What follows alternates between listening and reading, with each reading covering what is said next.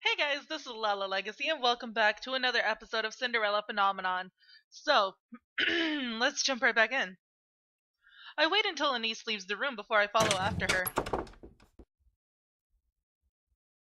It is only after I exit my room that I realize I do not know where Karma's room is. Anise must have assumed that I already knew, with us being partners and all. It's fine. Excuse me. I do not need Anise's assistance for this. I can find Karma's room on my own. It takes me some time, but eventually I find a room with his name on the door, in careful, flowery letters. It suits him.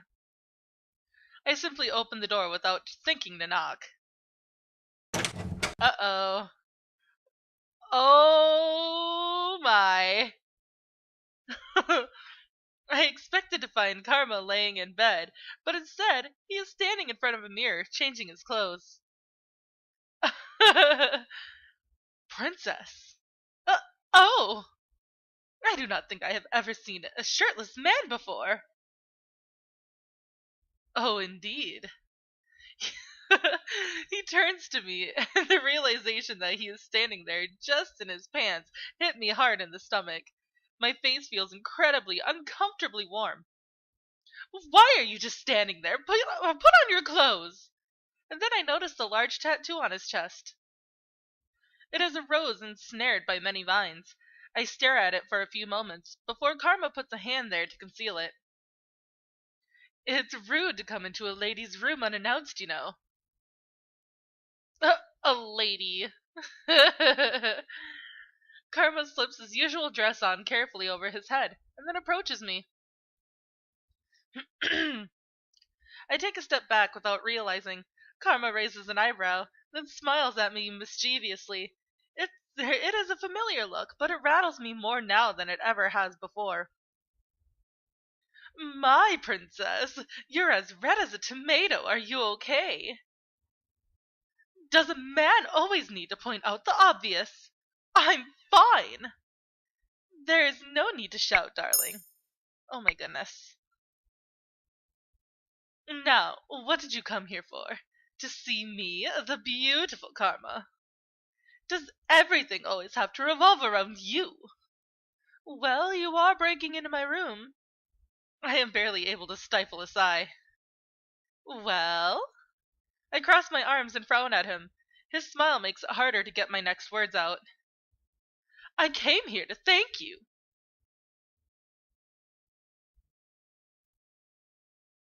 Do my ears deceive me? What did you say, princess? Princess? Thank you for saving me. You are quite welcome, princess. It was my pleasure. I should leave. Oh my goodness. Stop it.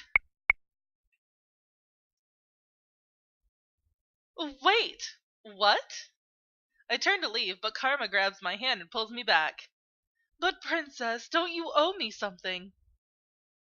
So, Karma was expecting something in return after all. I should have known. I think you owe me an apology. You did come into my room unannounced after all. What is he talking about? Since you broke into my room, I demand you help me with my makeup. Then I will forget your transgression. Your makeup? Yes, darling. I thought you were resting because you were going on patrol tonight. Resting? Nonsense! I have much to do. My makeup earlier was so messy that I washed my face in order to reapply it. I cannot believe I am going to agree to this. Fine. Ah, what a splendid day today is! Come, princess, let's do this by a mirror. Karma pulls me over to the mirror where I can see both of our faces reflected. He has a surprising variety of makeup on the dresser beside him. I do not even care that much for my appearance. Why am I helping Karma with his makeup? Now, which feature on the face do you think is the most important one to highlight, princess? What? What are your eyes attracted to most on a person's face? When they're laughing, when they smile, Why is he asking me for my opinion on something so trivial? If someone was smiling, the best feature or I would look on their face would be the cheeks. A person's cheeks, maybe. I was just guessing. But why do I feel so foolish? Well, to each his own, I suppose. A smile moves into your cheeks, too. My princess, then I should start trying to get more definition on my cheeks then. He sounds almost disappointed with me. Anyway, I'll let you choose the order of things. Fine. Just don't make me look like a clown, princess. I know how much you like to tease me, but I need to get out of here quickly today. If you need to leave quickly, shouldn't you do your makeup yourself?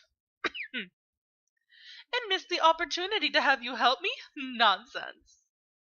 If I can, I'll have you help me with my hair some other time. The way you do yours is beautiful. Aww. I always put effort in my hair, as mother always emphasized the importance of looking like a princess. But I never received a compliment on my hairstyle before. Karma gives me his makeup supplies, and I start layering the color on his face. When we are this close, I cannot help but carefully inspect every one of his features. I do not think I even did something like this with mother. You know, princess, I don't think I deserve your thanks. I pause and raise a brow at him. What? You've been helping me for a while, and I haven't helped you with your curse at all. What I did today was just coincidence. Coincidence? I'd heard you went to town with Waltz, and so I followed you two. I only happened to catch what happened in the alleyway. You managed to see me, even when there were many other people who didn't. I have good eyes, probably. Probably. It is not like you to be so humble. Melody, I am once again offended. And why were you following us in the first place? You said you were too tired to go into town today. I was worried. It was strange not accompanying you today. Worried? You would be worried? Karma looks puzzled for a few moments. He glances at himself in the mirror solemnly, then shrugs. Intuition, perhaps. Waltz mentioned something about feeling watched. Is there something that Waltz and Karma are watching out for that I am not? Karma closes his eyes momentarily, and I take the opportunity to dust his eyes with eyeshadow. He does not seem to mind. Princess, you haven't spoken about what happened today with Delora or Parfait, have you? No, not yet. You came to thank me first. Yes. Oh. Karma falls into silence, and I continue to work, sweeping blush on his high cheekbones. Princess, do you know anything about the man who tried to drag you away today? No, he said only that he worked for the king, before telling me that he would take me back to the palace. I wonder how he recognized you. I was wondering that myself. How curious and alarming. The only ones who should pose a problem at this time are witches. Witches? What do they want to do with me?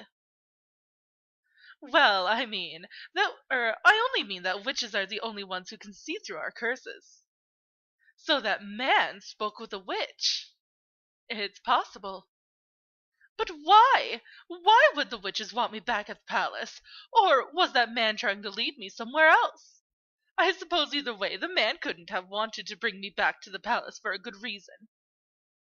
It is possible that a witch gave a commoner a description of you. But then why would... Karma stops talking and looks up at me with something like sympathy. Sorry, I'm just running my head for ideas. Are the witches really so dangerous? And what do they want with me in the first place? Rest assured, princess, we will figure this out. I nod my head slowly. I have a lot of questions for Delora and Parfait, But it is possible that they might not know everything. I will need to think on my own as well, just in case they decide to keep more of their secrets. I look at Karma and shake my head. Next time I will be more wary. I won't let myself be caught unaware. Before I realize it, Karma has his hand on my cheek and is staring at me solemnly. His eyes are as cold and unmoving as steel. Princess, there won't be a next time. That's what I said! Next time I'll make sure that you're definitely not alone. Had I been alone today, I might have actually been kidnapped. I know that, but I cannot show weakness. I just need to be more cautious. I am not some damsel in distress, you know. Having someone at your back is far more comforting. Even on a battlefield, knights fight better together. Oh my goodness. Stop it.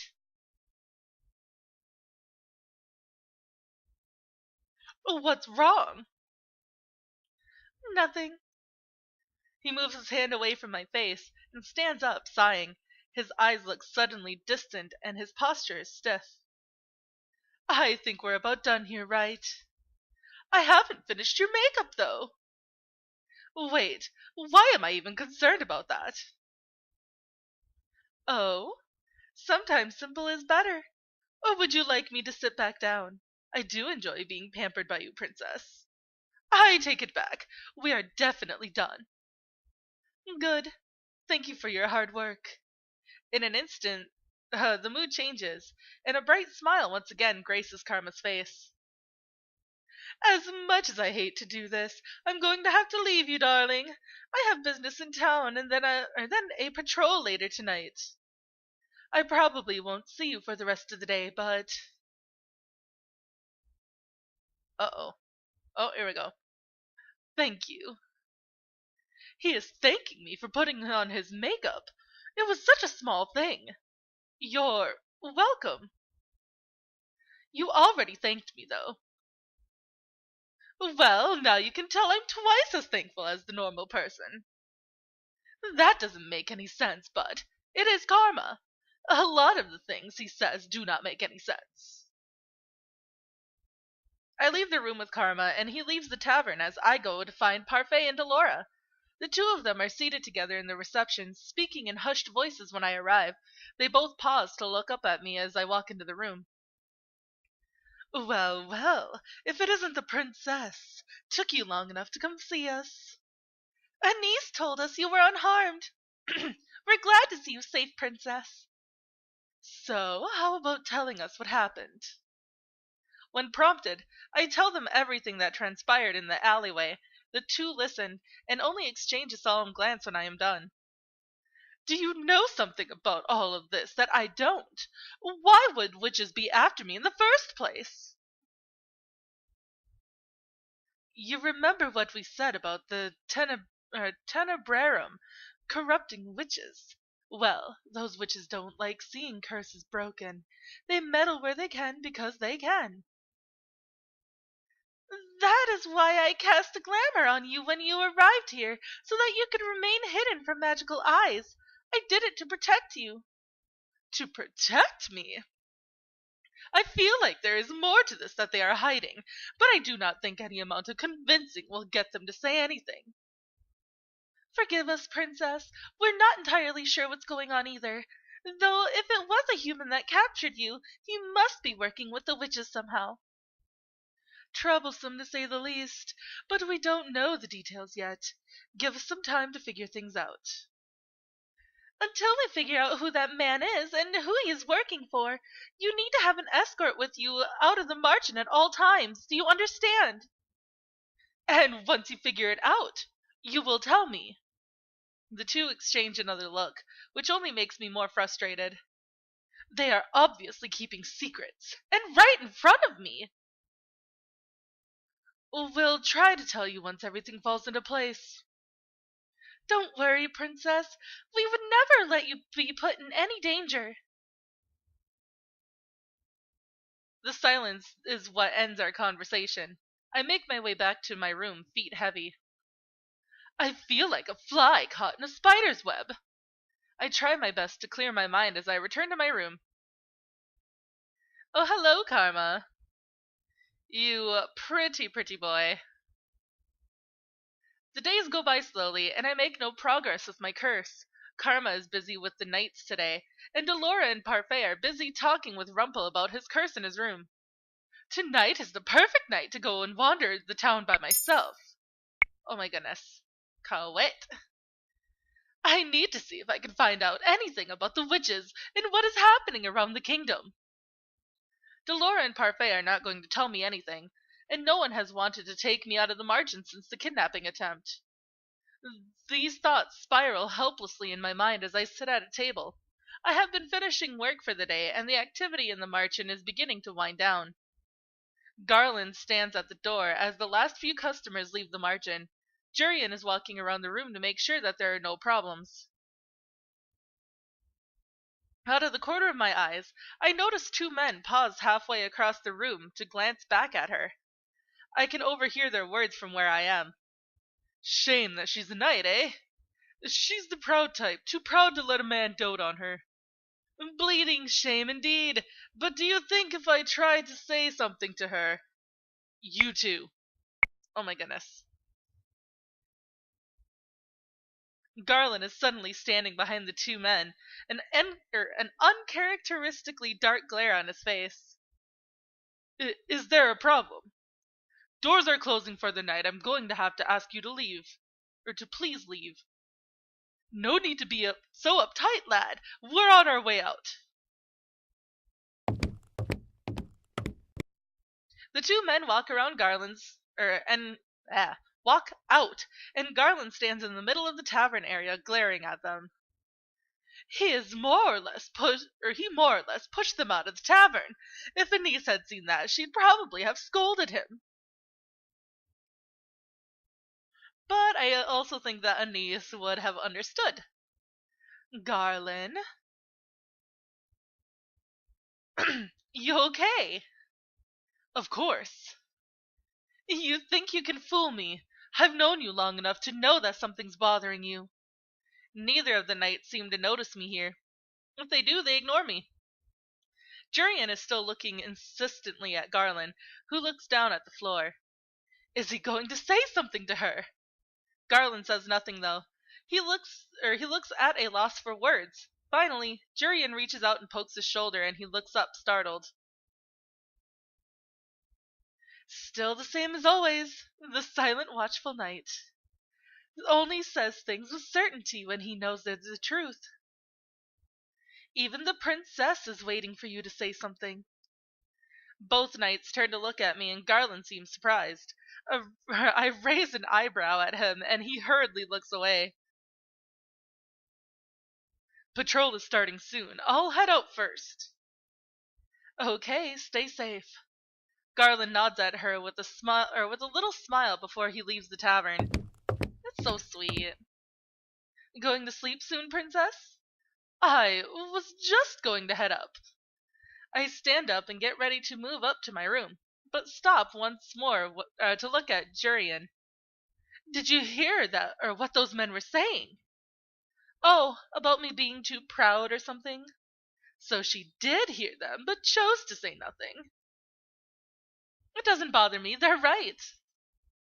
I've been independent for a long time, and I would never think about pledging my safety to a man I barely know.